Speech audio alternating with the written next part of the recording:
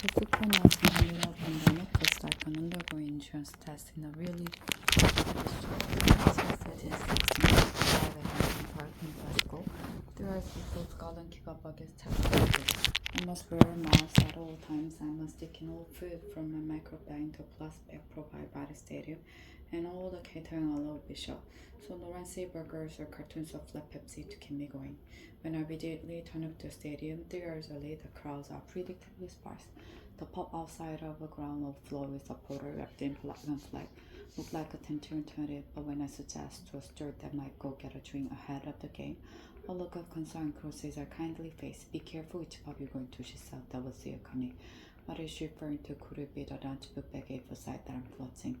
I have given my spare ticket to Rear Scott, my friend Alistair, but he's from Edinburgh, so also not 100% at home in Glasgow. We decided to take the device and skip the pub. Inside the stadium, we encountered Ben, the largest turtle suit I ever seen, including a tiny turtle clothes bag. I posed for the photo with him, and he tells me I had a tailor-made son. It fits me like a glove. It is not just cover regulation that make this unique and peculiar European tournament. Your 2020 LGBT students, as I'm calling it, has also become sucked into the culture wars. The pub outside the ground floor is supported wrapped in scarlet that looked like a turned into culture war. National football team are a symbol of the nation, but that is not a straightforward task at a time when national identity is so fiercely contested. The pressing issue for Scotland is independent. For England, it is race. England football team has decided to take the knee before matches as a protest against racism, but each time they do it, they are booed by cynical section of their own supporter. Even the government seems uncertain about how to respond. After stating for a while, Boris Johnson Prime Minister condemned the booing and urged them to get behind the team, but two members of his cabinet, Jacob Rees-Mogg and Prem Patel, defended the protesters and expressing racism but condemning the Marxist Black Lives Matter movement. Patel, Britain's secretary, accused the player of indulging in gesturing politics. Players from the England team, whose pre-game press conference are normally confined to discussing tactics, injuries, and the atmosphere inside the game, now being asked to react home security. It'd be natural to assume that cabinet ministers are better polite than footballers, but the Johnson government has reason to be worried of the clashing with the England team.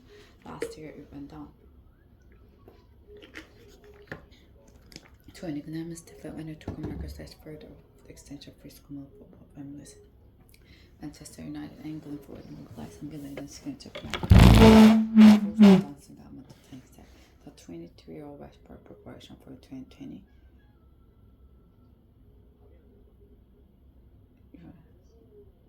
The 23-year-old Westport report for 2020 defend the protesters on expressway. The 20 Westport preparation for 2020, including a small COVID for Obama, while plenty of tourists are prepared, I grumble about the war in Washburn. None are willing to take him in public. The cultural wars of football are not just happening in Britain. The multiracial Belgian team took the knee in Russia ahead of the opening game. They were also booed by a significant section of their own supporters. Even the government seems uncertain about how to respond. After hesitating for a while, Boris Johnson Prime Minister condemned the booing and urged men to get behind the team. But two members of his cabinet, Jacob Rees-Mogg and Prem Patel, defended the protesters and expressed racism condemned. Some secretary accused the player of indulging gesture. No. The cultural wars of football are not just happening in Britain. The multiracial Belgian team took the knee in Russia ahead of their opening game. They were also booed by the crowd. Russian also protested against Marxism. Viktor Orban, Prime Minister of Hungary, one of those nations for 2020, defended the protesters who were visiting team taking the knee. Who were visiting team that taking the knee.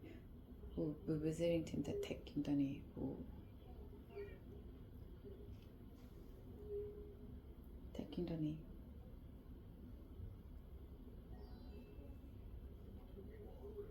Taking the knee. Taking the knee.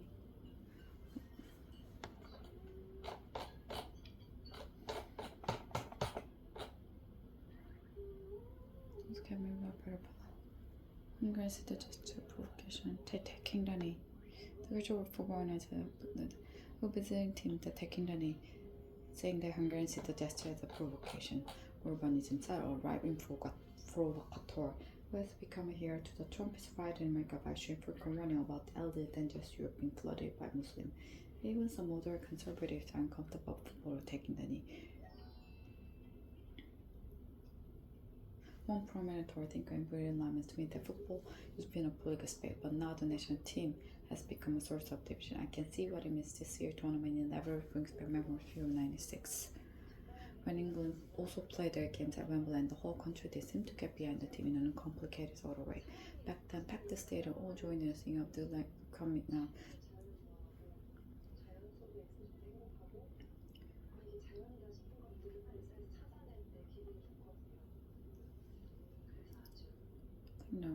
Parliamentary laments in football is a public space, but now the national team has become a source of division. I can see what it means this year tournament in never brings back memory Euro 96. When England also played their games at Wembley and the whole country, they seemed to get behind the team in a complicated sort of way. Then packed the stadium, all joined in the singing of the three lines. The football's coming on now. The stadiums are largely empty and some of them crowds actually being placed by somebody who has been to England games over the years. I know that the team was never mixed up with the politics or race. Illusion.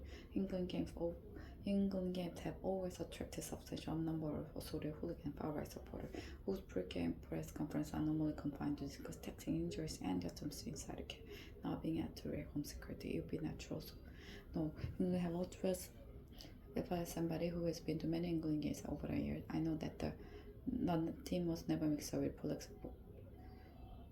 or race is an illusion.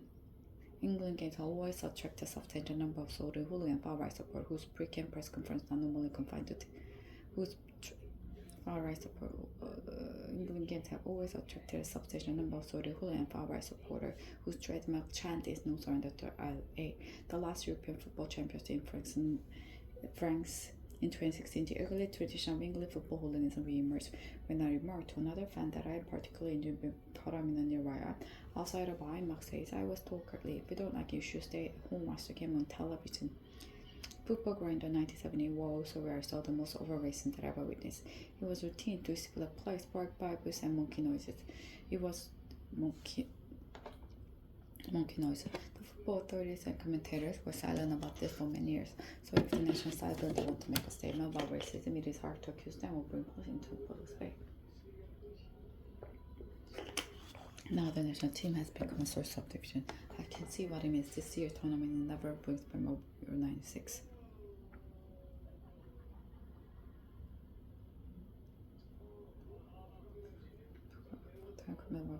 So if the current national side would want to make a statement about racism, it is hard to accuse them of bringing police into post.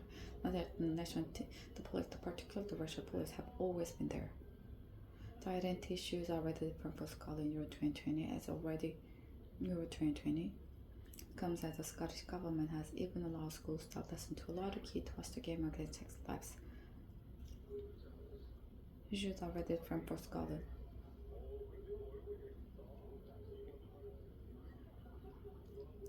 Comes as the Scottish government is ramping up to enforce an independent referendum. This is the first international tournament the team has qualified for since. This is the first major tournament independent referendum. The identity issues are rather different for Scotland. Euro 2020 comes as the Scottish government has even allowed its ramping. The identity issues are rather different for Scotland. Euro 20 comes as the Scottish government is ramping up to enforce an independent referendum. This is the first international tournament the team has qualified for since 1998, neatly being the narrator national revival. Arriving in Scotland for the first game of the tournament, I find the local paper full of optimism. Recognition of the media of the occasion, the Scottish government has even allowed schools that lesson to allow the kids to watch the game against Czech live. As a visiting English fan, I wonder how I feel about all this. I grew up supporting Scotland in big international tournament. I had little chance since England failed to qualify for the Cup 1974 and 1978. But British identity was less complicated back then. The anthem play for the Scotland side that lined up to play Brazil in 1974 was God Save the Queen, although the recording does not show the Scottish play looking particularly delighted. Today the crowd and team will be belting out Flower of Scotland loud enough to drown out the conversation.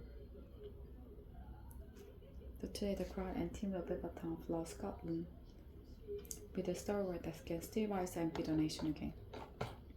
When Scotland qualified for the World Cup in 1973, there were more than 9,000 people inside, and there were hoping chatter around that Scotland might be able to turn this around. But early in the second half, football history was made by the Czechs. The team centre forward gets the ball on the upper line. Qualified for the World Cup in 1973, there were more than 9 inside, but today, thanks to COVID, it's a little over 9,000.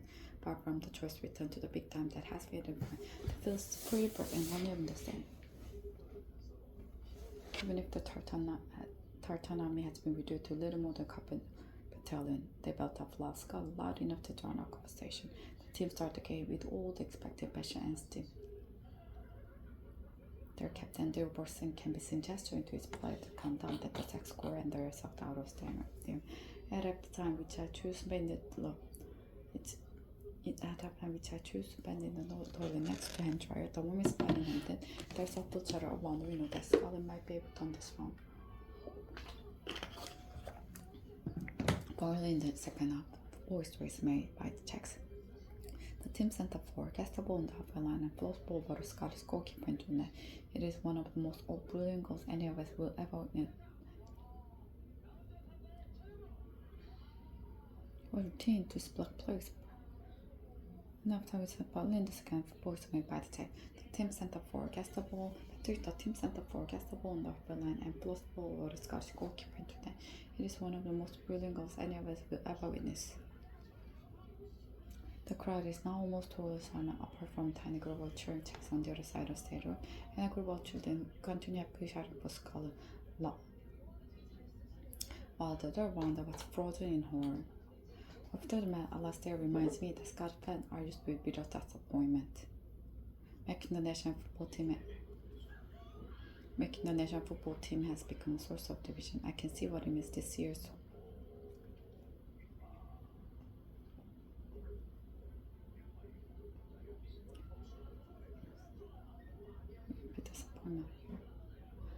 Making the national football team a symbol nation is double-edged sword. Imagine them scoring wonderful goal and celebrating with the fans. What if your goalkeeper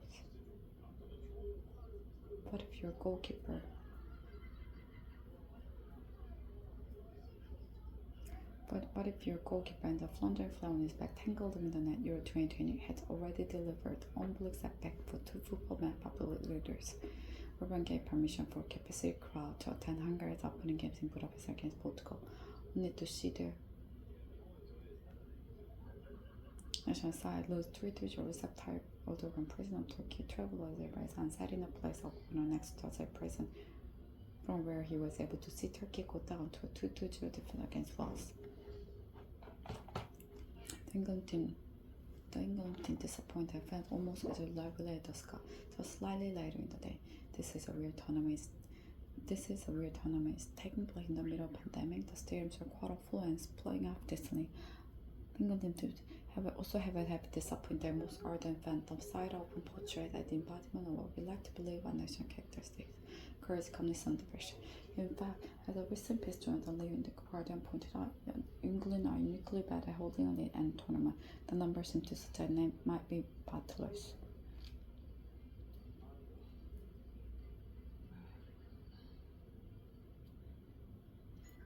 Southgate, England made a somehow break the cycle and turn England to winning often. Even they potentially provide a huge boost to Johnson that is desperate symbol of the success of Brexit. But Southgate has subtly but unmistakably positioned himself to the left of the government, taking the knee. He leads a multi-racial team, has a country defend their right to make statements on subjects other than football. It has become accepted wisdom that cultural wars always work better for the right than the left, but football may be an exception. A poll taken across Europe before 2020 showed that 54% of English football fans supported taking the knee, with 39% opposed. If the England team winning, the number in favor may rise along with the team's popularity. For once, the right may find itself on the wrong end of cultural war. For the duration of Euro 2020, I will care much less about who wins the cultural war than who wins the tournament. For Scotland, Euro 2020 began with a deflating defeat. The England team disappointed fans almost as reliably as the Scots. Just slightly later in the day, On the other hand, this is a weird tournament. It's taking place in the middle of pandemic. The stadiums are qualifying in England playing half Disney. I am allowing myself to for the weirdest outcome of the lot on England victory.